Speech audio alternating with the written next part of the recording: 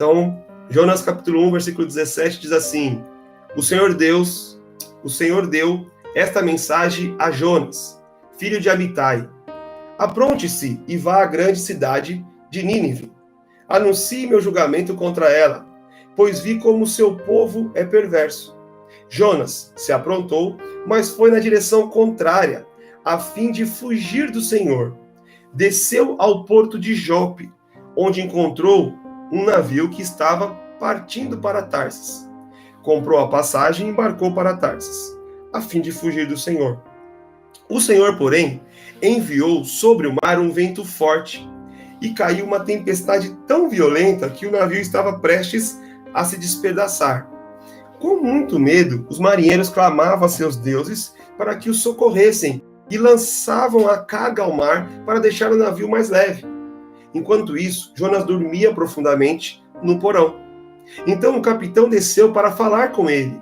Como pode dormir numa situação dessa? Disse o capitão. Levante-se e ore ao seu Deus. Quem sabe ele prestará atenção em nós e poupará a nossa vida.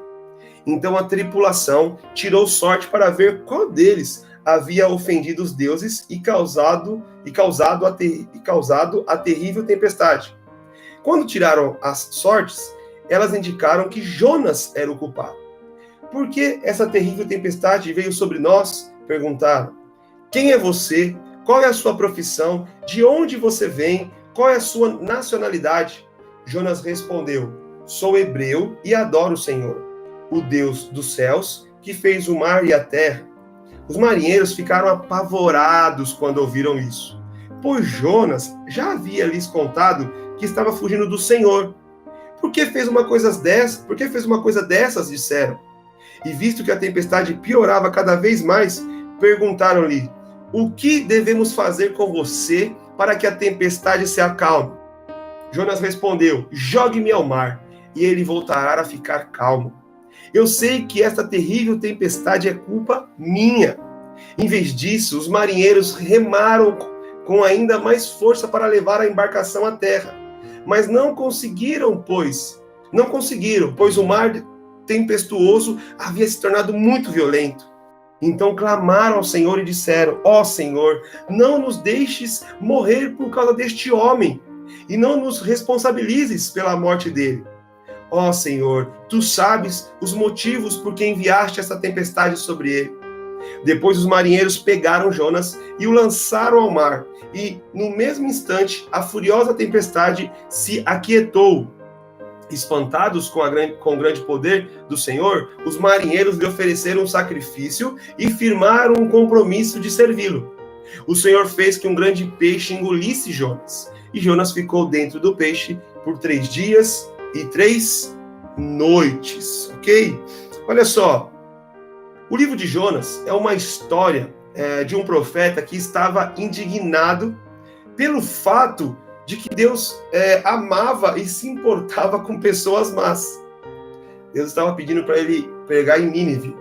Só que Deus estava pedindo para ele levar um juízo lá, né? Só que ele sabia que o povo se arrependesse e o Senhor ia ser misericordioso. Então, o livro de Jonas relata para nós esse profeta tentando resistir às atribuições que Deus tinha dado a ele, né? Jonas sabia, repito, que essa exortação que ele ia levar lá poderia levar o povo de Nínive a se arrepender e ser perdoado. E foi o que aconteceu quando você vai ler os próximos capítulos. O rei decretou lá que todo mundo se arrependesse, nem os animais iam comer naquele tempo, né? E Nínive era uma grande cidade. O texto, no livro de Jonas, vai dizer que era 3 dias para você percorrer ali toda a cidade, 120 mil pessoas, enfim, era muita gente. Então, o livro, ele mostra esse contraste, né? Qual é o contraste ali do livro? É o ódio egoísta que Jonas tinha pelos seus inimigos, e de fato eles eram inimigos, e a compaixão de Deus por eles. E é interessante que Jonas, ele pega e vai para o caminho contrário. Ele desce a Jope para pegar um navio para Tarsis. E a palavra do Senhor não tinha sido pregada ali ainda. Então ele estava fugindo para um lugar onde a palavra nem tinha sido pregada ainda ali. Então, o que acontece? Ele está tentando fugir. Ok. O que acontece? Jonas tem que entender que ele tinha que compreender que Deus tinha um grande desafio para ele. E onde você vê que Deus tinha um grande desafio para ele? Porque Deus tinha uma grande cidade para salvar. E essa grande cidade representa um grande desafio. Às vezes o Senhor tem grande desafio para nossas vidas. E muitas vezes nós vamos tentar fugir desses grandes desafios de Deus, vamos tentar correr desses grandes desafios de Deus. E é interessante que ali o texto vai dizer que Nínive era uma grande cidade. Mas aí ele tenta fugir. E quando ele foge, ele, nessa fuga, entra num barco e encontra uma grande tempestade. Olha só os desafios, né, sendo apresentados ali para ele. E Jonas começa a declinar. Por quê? Por que ele começa a declinar? Porque ele desce ao porto para pegar o navio. Então ele desce esse navio, ele embarca nesse navio. Depois que ele está nesse navio, ele é jogado ao mar, ele desce ao mar. Você percebe? Só declínio. Ele tenta fugir, mas ele vai declinando. Olha o declínio que Jonas vai tendo quando ele começa a correr de Deus. Isso acontece com a nossa vida também. Quando nós tentamos fugir do propósito de Deus, há um declínio em nossa vida. E veja, irmão, fugir do propósito de Deus é fugir do entendimento que nós temos da vontade de Deus para nós. Deus, ele tem um propósito para nós, ele tem um encargo para nós, ele tem responsabilidades para nós mediante a ele. Isso tem a ver com o relacionamento que nós temos com ele, não tem a ver com cargos em si, mas tem a ver com o entendimento do encargo em Cristo para a nossa vida que Deus nos dá. Agora, Deus é um Deus de muita misericórdia, e eu não me canso de agradecer ele por isso, porque quando eu olho para a minha própria vida, eu me constranjo, muitas vezes eu choro, de tamanha misericórdia que Deus tem para com a minha vida, quando eu entendo aquilo que sou sem Cristo e aquilo que eu sou com Cristo.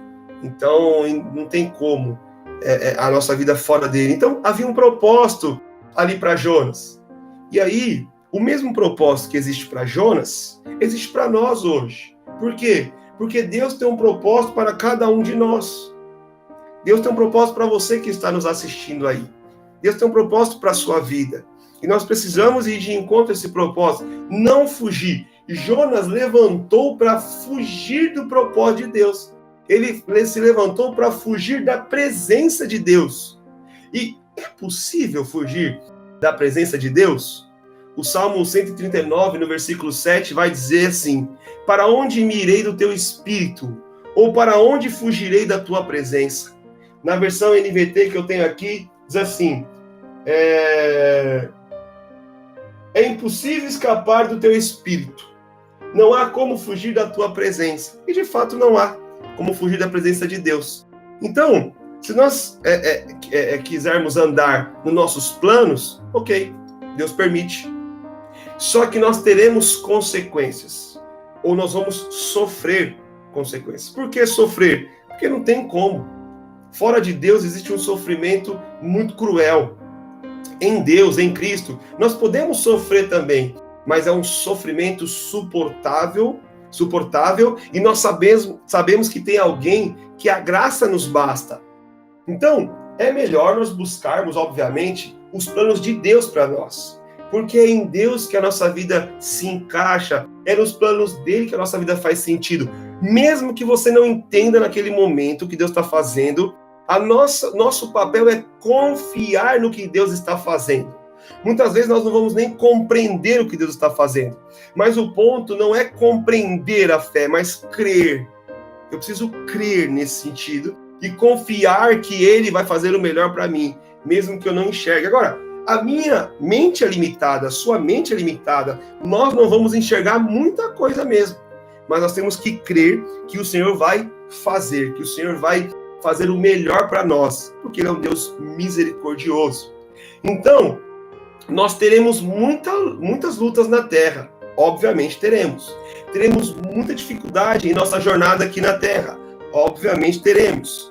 Mas se nós permanecermos no caminho de Deus, esse caminho dele que é perfeito, vai nos conduzir para o propósito. Então, guarde isso no seu coração. Não tente correr do propósito de Deus. Correr do propósito de Deus, né, infelizmente, não é sábio. Jonas tentou correr. Ele esperava estar longe do poder de Deus para não fazer aquilo que ele realmente nem queria fazer mesmo. Mas não tem como fugir de Deus. Deus tem um propósito para nós. A melhor coisa que nós podemos fazer é correr para Ele, porque a misericórdia para mim e para você. Agora, pense comigo, quantas pessoas você conhece que têm corrido da presença, tentando se afastar da presença de Deus? E, geralmente, quando as pessoas correm da presença de Deus, é porque elas desejam fazer apenas o que convém para elas, é porque elas desejam fazer a vontade delas, e elas correm de Deus, porque elas não querem se submeter a Deus. Você conhece alguém assim? Você já tentou correr de Deus? Eu já tentei correr de Deus várias vezes, e realmente eu quebrei a cara, obviamente. Então, o que Deus preparou para nós, irmãos, ele é muito melhor para a nossa vida. Grave isso, não perca a sua fé. Você quer saber o que de verdade pode ser uma tragédia na sua vida? A maior tragédia na nossa vida é se nós perdermos a fé. A maior tragédia na vida de uma pessoa é a perda da fé. Não perca a sua fé. Fique firme em Cristo. Dê ouvidos para Ele. A grande misericórdia dele vai te levar para um propósito. Agora, tem algumas coisas que nós temos que relatar aqui. Quando nós estamos longe de Deus, algumas consequências surgem em nossa vida. E a primeira consequência que aparece em nossa vida é a fragilidade que nós ficamos vulneráveis mediante aos problemas. Nós ficamos vulneráveis mediante a tempestade. Por que ficamos vulneráveis mediante a tempestade? Porque estamos longe do propósito de Deus. E se nós estamos longe do propósito de Deus, nós não temos autoridade para repreender a tempestade. Nós não temos autoridade para repreender o mal. Nós não temos autoridade para repreender as situações contrárias. Por que Jesus tinha autoridade, repreendeu a tempestade? Porque ele tinha autoridade para isso. Né? Então ele repreendeu a tempestade porque ele tinha autoridade. E em Cristo você terá autoridade para repreender as circunstâncias.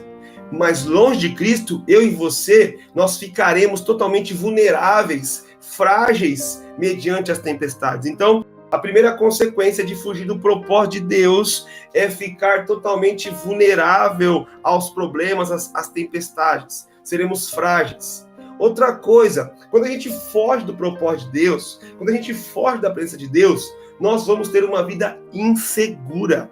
Não tem como ter uma vida segura fora da presença de Deus.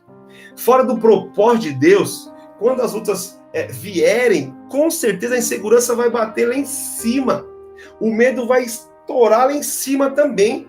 A ansiedade vai disparar. Por quê? Porque estamos longe do propósito, estamos longe da presença, estamos correndo da presença, estamos fugindo da presença. Isso vai gerar em nós uma insegurança absurda. A incredulidade vai roubar a nossa vida.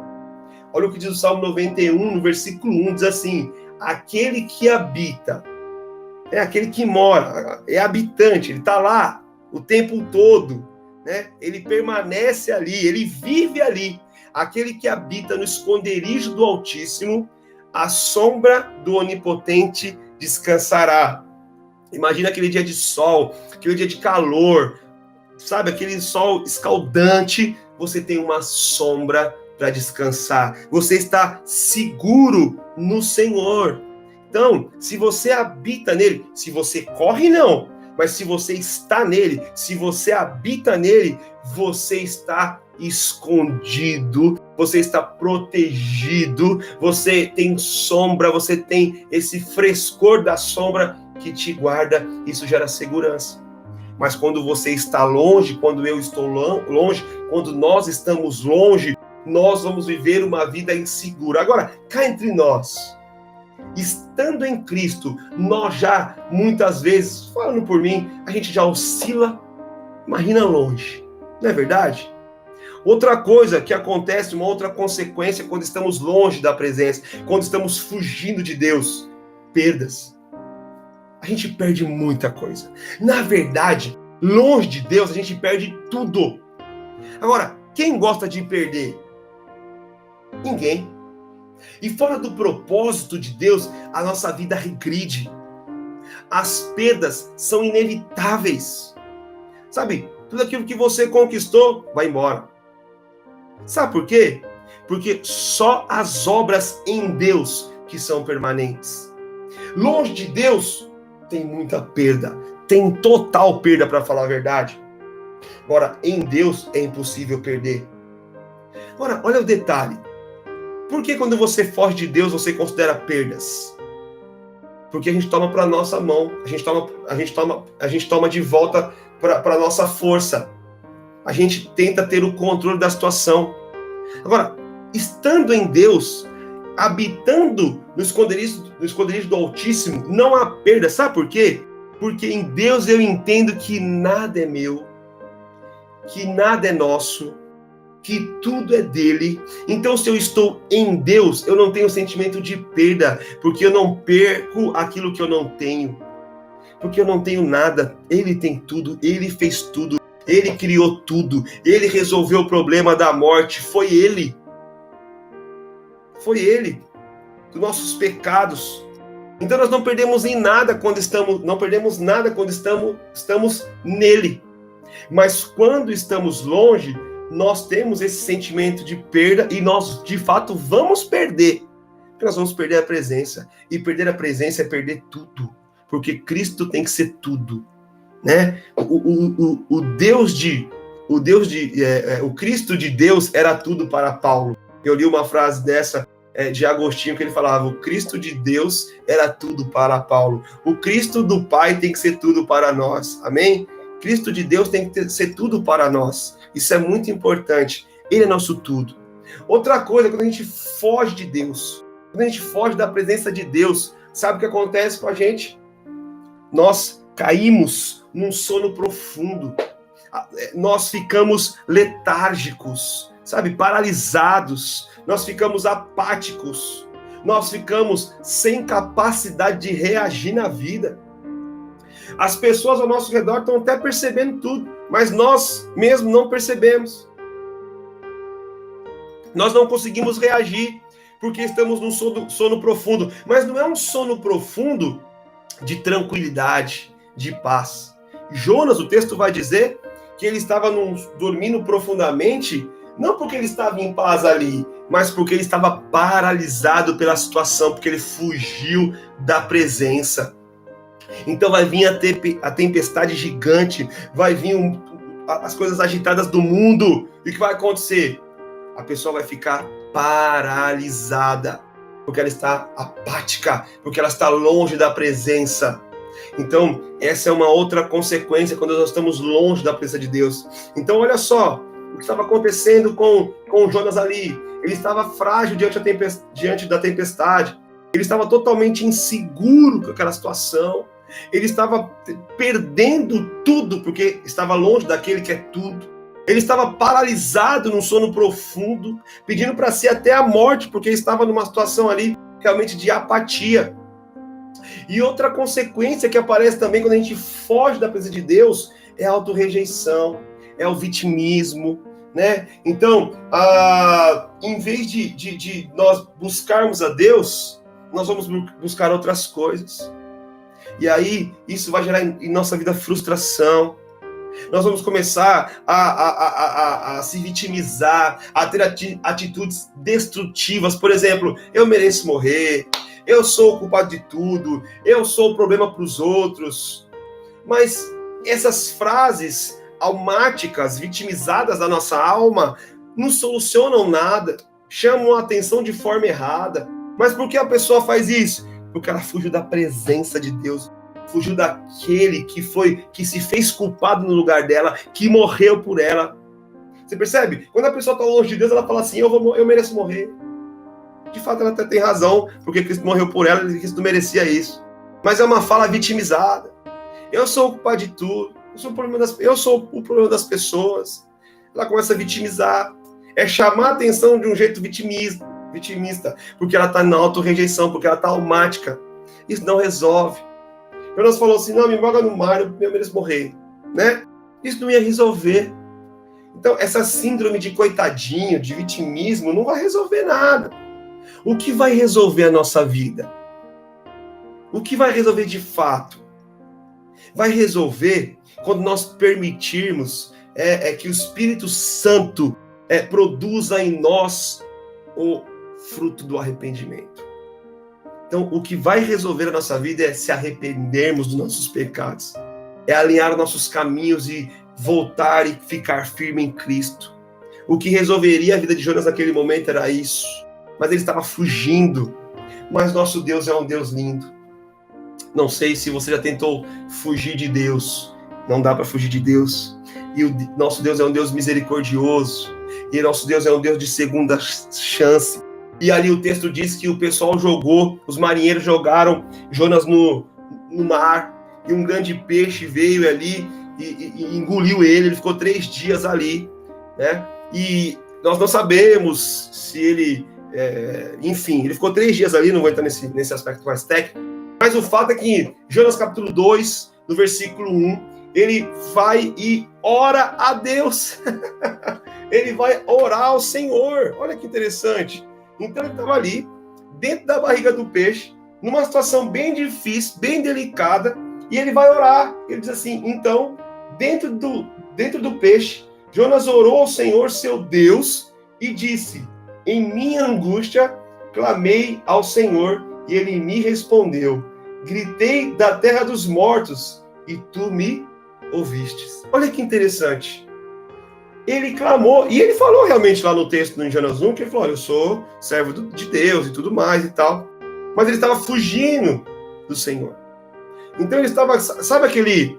Já ouviu falar assim, eu sou evangélico não praticante? Eu sou evangélico não praticante, né? Então assim, mais ou menos isso que Jonas estava falando lá pessoal. E ele estava fugindo. E aí em algum momento, em Jonas capítulo 2, versículo 1, ele vai fazer o quê?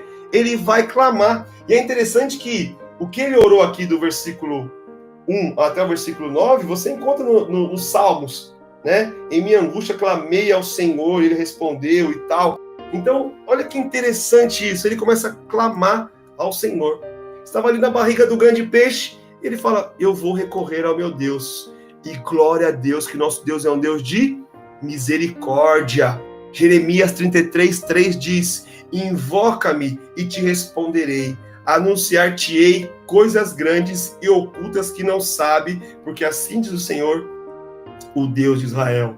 Nosso Deus é um Deus de misericórdia. Jonas estava ali, fugindo dele. E quando Jonas está numa situação bem delicada, ele clama ao Senhor e o Senhor inclina os ouvidos para ele. Olha que poderoso. Então nós aprendemos algo ali importante com Jonas. Irmãos, é preciso que cada um de nós tenhamos a atitude de clamar a Deus, de orar a Deus, na angústia, estabelecer Deus como primeiro lugar, mas também no dia da alegria também. Mas Jonas ali mostra uma atitude, ele clama a Deus. Sabe, no dia da dificuldade é importante reagir, ele reage. Ele está ali com o coração e fala, Senhor, eu reconheço que não dá, eu não sou nada sem você. Então, é preciso reconhecer que só Deus pode salvar.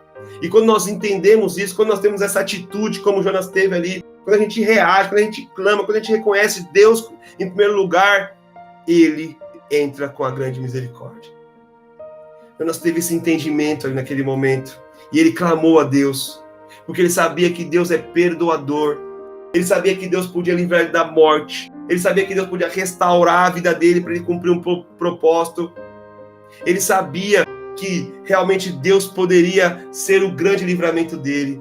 Eu não sei qual é a sua dificuldade hoje, eu não sei qual é o seu problema nesse momento, mas se você está angustiado, se você está tentando fugir da presença de Deus, se você não está ouvindo a Deus, vou dizer uma coisa para você, Deus é um Deus de grande misericórdia e Ele quer te levar para você cumprir o propósito. Reconheça Ele, clame a Ele, reaja, tenha uma atitude. Se você se sente como Jonas dentro de um grande peixe ali, engolido, você imagina a situação, né? Se você se sente assim, clame ao Senhor, clame ao Senhor e creia na misericórdia dele, creia que ele vai te restaurar para o propósito, porque ele tem propósito para mim e para a sua vida. Não existem situações impossíveis para Deus, porque nosso Deus é um Deus de misericórdia. E sabe, muitas vezes nós vamos tentar fugir da presença de Deus, mas Deus não vai revogar o seu propósito. Assim como ele não revogou o propósito de Jonas.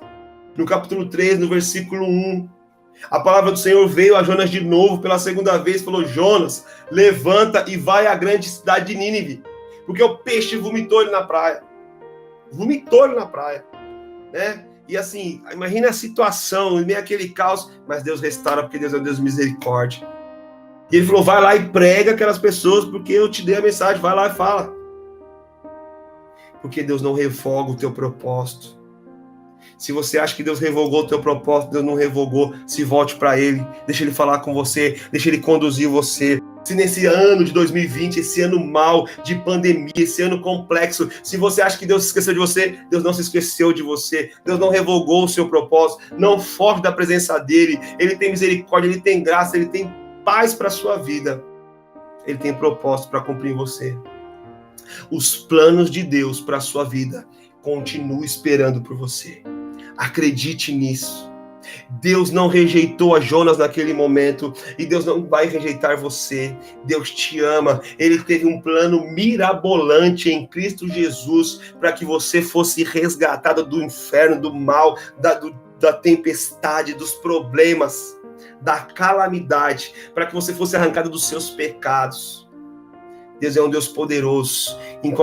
Deus ele pode te colocar onde Ele achar onde Ele quiser, aonde Ele bem entender. Apenas confie, não fuja. Se você está fugindo da presença de Deus, volte. Deus tem uma Nínive para você. Deus tem uma cidade para você ganhar. Deus tem vidas para você falar dele. Você tem as boas novas de Cristo para levar para as pessoas. Volte. Deus não revogou o teu propósito. Coloque seu coração diante dele, coloque o seu clamor diante dele, viva para corresponder a Deus. Grave isso. Viva para corresponder a Deus e não às suas vontades, e você vai ser bem sucedido na vida. Eu não sei quem assistiu o videozinho que eu coloquei hoje no grupo da liderança. Depois compartilhe com os irmãos da célula. Estamos muito longe daquela realidade, nós não conseguimos nem compreender aquilo, para falar a verdade, de tão forte que é aquela situação. Mas Deus é um Deus de grande misericórdia. Ele está cuidando de você, Ele está cuidando de mim, Ele está cuidando da nossa vida. Então, a grande misericórdia de Deus vai te levar para o propósito dele na sua vida. Acredite nessa palavra, medite nesse texto. Veja ali o quanto nós somos parecidos com Jonas. Quantas vezes nós tomamos na força do nosso braço. Quantas vezes nós tentamos fazer do nosso jeito. Quantas vezes Deus dá uma ordem e a gente corre dessa ordem. A gente foge. A gente cai em declínio. A coisa mais importante da nossa vida é que Deus cumpra o propósito da vida dele em nossa vida. A coisa mais importante da nossa vida é que a gente corresponda ao Pai, ao Filho e ao Espírito Santo. Essa é a coisa mais importante da nossa vida. E eu lembrei aqui de um texto, eu vou pôr o óculos, porque eu estou ficando velho, né? Já não enxergo. Eu lembrei aqui de um texto de Atos. Cadê o texto? Atos capítulo 20, versículo 24, mas minha vida não vale coisa alguma para mim, a menos que eu a use para completar minha carreira e a missão que me foi confiada pelo Senhor Jesus. Dar testemunho das boas novas da graça de Deus. Aleluias. O que vale minha vida se não for para completar a carreira em Cristo Jesus? Tem uma anotação minha aqui de lado. Então, olha que texto fantástico aqui. Paulo está dizendo, mas minha vida não vale coisa alguma para mim. Ela não vale coisa alguma para mim. A menos que eu use para completar minha carreira e a missão que me foi confiada pelo Senhor Jesus. 2 pontos. Dar testemunho das boas novas da graça de Deus. Foi para isso que Jonas foi chamado. Para dar testemunho da boa obra. Para levar aquela cidade inteira a se arrepender. E ele ficou bravo com Deus, mas depois nós podemos pregar nos outros capítulos, se for o caso. Mas receba essa palavra no seu coração.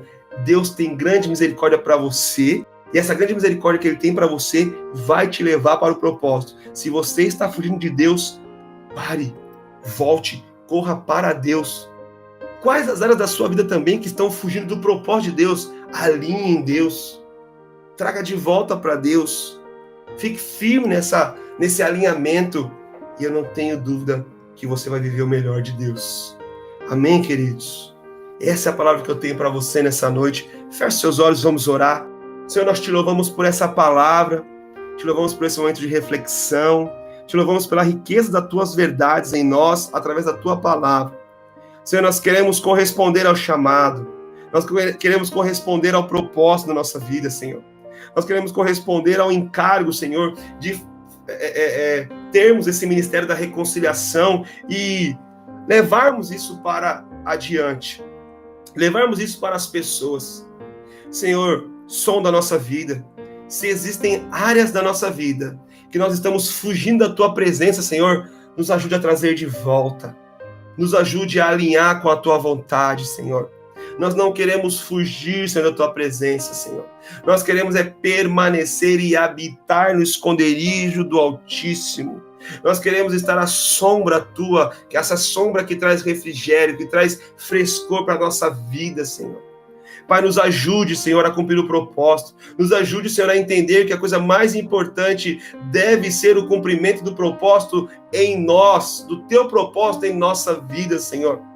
Senhor, nos ajude a continuar firme na tua presença, mesmo frente pandemias, mesmo frente adversidades, mesmo frente tempestades. Arranca de nós, Senhor, a incredulidade. Arranca de nós, Senhor, o sentimento de posse. Arranca de nós, Senhor, a insegurança. Arranca de nós, Senhor, o sentimento de vitimismo, muitas vezes, ó Pai. Alinhe o nosso coração e a nossa mente diante de Ti e para Ti, Senhor. Assim eu oro, te abençoando, meu irmão, recebe essa palavra no teu espírito, seja abençoado por essa palavra, seja restaurado em seu coração, seja restaurado em sua alma, seja restaurado em seu espírito, seja restaurado em suas ações, volte para a presença, permaneça na presença, tenha experiências com Ele. Eu declaro a grande misericórdia de Deus te alcançando e te levando para o propósito nele. Assim eu abençoo a sua vida em nome de Jesus. Amém e amém. Amém, queridos?